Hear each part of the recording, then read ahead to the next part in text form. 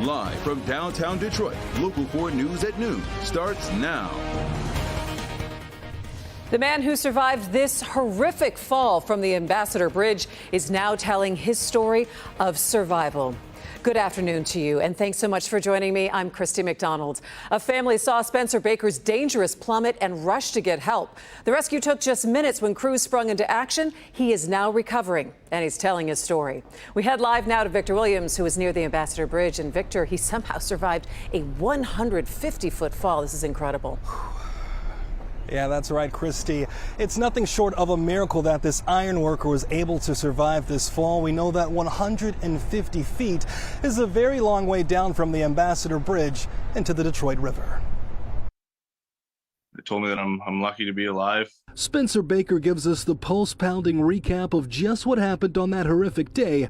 He fell while working on the Ambassador Bridge. We were doing a certain task, which is a pretty simple task, but a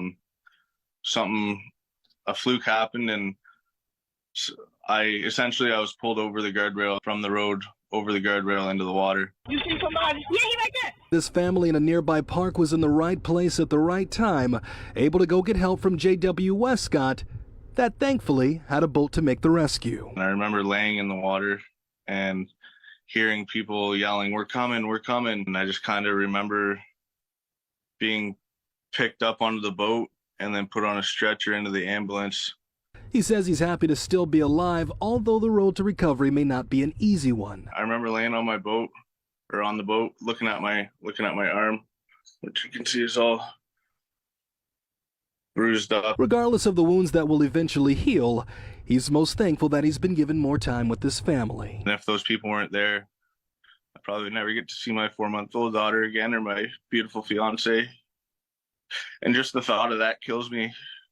I'm just so thankful and fortunate for those people that were there that helped me, because it really saved my life.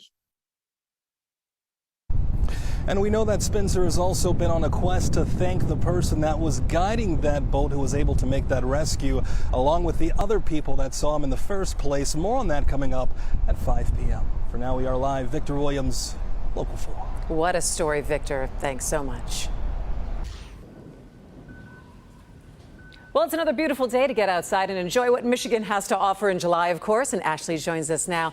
Ashley, please tell me this is sticking around, though I have some feeling that it is not. I know. I wish I could say that it is, Christy, but come tomorrow, we're tracking some big changes. And so I certainly don't want to skip over a wonderful Wednesday forecast, but I do want to help prepare you for some significant storms that could roll through tomorrow afternoon. We've issued a forewarned weather alert day for Thursday, so today's still beautiful, but between 12 and 8, that's going to be the time frame where we see strong to severe storms pushing from west to east across the area. These could provide wind gusts upward of 60 miles per hour, hail about 1 inch in diameter, and even the possibility of some isolated tornadoes. They'll start off as scattered storms before they transition into a more organized line as we head into the later part of the afternoon. Right now, a beautiful shot of our downtown skyline, a mix of sun and clouds, rather calm out there. Light winds in the city out of the southwest at 6 miles per hour, but calm off in Howell. 79 in Detroit, 78 in Howell, 76 in Pontiac, same in Adrian.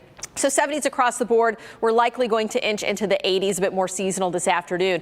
Exact Track 4D, incredibly quiet right now. This will not be the case this time tomorrow, as we anticipate some of those scattered storms to already be in the area at that point. So throughout the afternoon, we do warm up into the 80s, 83 the forecasted high, which is right on par with where we should be this time of year, and we'll have a few of those increasing clouds throughout the afternoon. But clouds and radar showing that disturbance off to our west. We have a Canadian low with a cold front that's going to come in the area, and that triggers these threats for tomorrow. Slight risk for a good portion of Metro Detroit, with wind, hail, and tornadoes the primary threat. Christy will take you through the hour by hour of that timeline in just a few minutes. Sounds good, Ashley. We know you'll be on it. M14 is back open this afternoon after a deadly shooting closed it down for hours. Sky 4 was over the scene in Washtenaw County yesterday around 6 p.m. The westbound lanes of M14 near Ford Road in Ann Arbor Township were shut down until about midnight. Michigan State Police are leading the investigation, and they say they are looking for a black 4-door older model sedan. Right now, no other information is being released about the victim or the investigation. A hearing set for today in Flint will determine if the case of Rick Werscher, also known as White Boy Rick, will move forward against the city of Detroit. He's seeking $100 million for spending more than 30 years in prison after serving as an FBI informant. He claims he was the victim of child abuse when he served as the FBI's youngest ever informant as a 14-year-old. That hearing is expected to start at 2 o'clock today. President Trump lashing out at critics after he announced he is the target of a grand jury looking into efforts to overturn the 2020 presidential election. And now the former president's rivals are weighing in, with some becoming increasingly critical of his actions. NBC's Drew Petrimo reports from Washington. The circumstances here are truly extraordinary. A former president facing a barrage of legal action, even as he remains his party's frontrunner for another shot at the presidency. Stand, we can stand. Whatever you prefer is fine with me. Donald Trump in a town hall on Fox News Tuesday, accusing the Department of Justice of targeting him for prosecution to keep the former president from returning to the White House. It's interference with the election. It's election interference. Never been done like this in the history of our country, and it's a disgrace. Trump says he got official notice from the DOJ that he's the target of a grand jury investigation into the January 6th riot at the U.S. Capitol and efforts to overturn the 2020 election. The letter coming from the office of Special Counsel Jack Smith. He has made it abundantly clear that Donald Trump will be charged in connection with January 6th. Legal analysts say charges could include inciting an insurrection and conspiracy to defraud the U.S. government. Trump already faces charges over his handling of classified documents and hush money paid to adult film actress Stormy Daniels. Meanwhile, a grand jury in Georgia is preparing to hear evidence of 2020 election interference in that state. We can't keep dealing with this drama. We can't keep dealing with the negativity. Some of Trump's Republican opponents using the news to step up attacks, others echoing his claims of a political prosecution. Today, I think the DOJ continues to try to find a way to weaponize its powers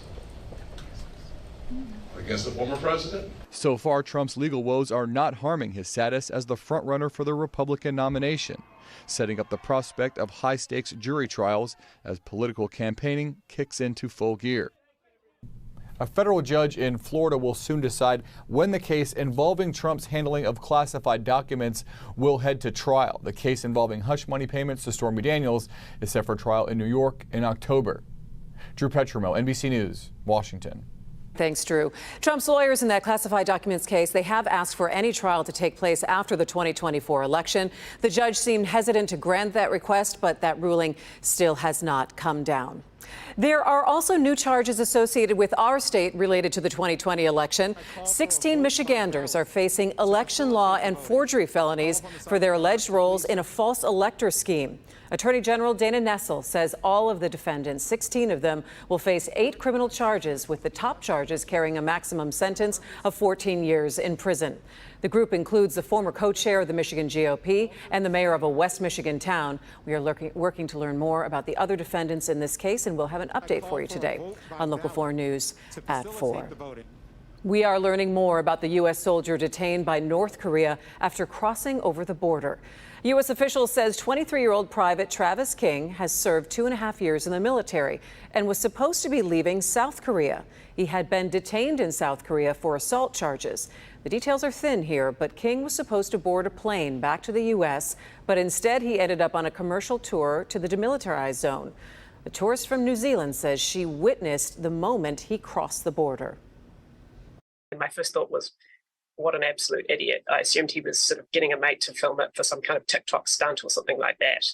They didn't catch him. We were pretty close to the border, and it would have been pretty hard to stop him. King's mother is speaking out overnight, telling ABC News, quote, "I can't see Travis doing anything like that."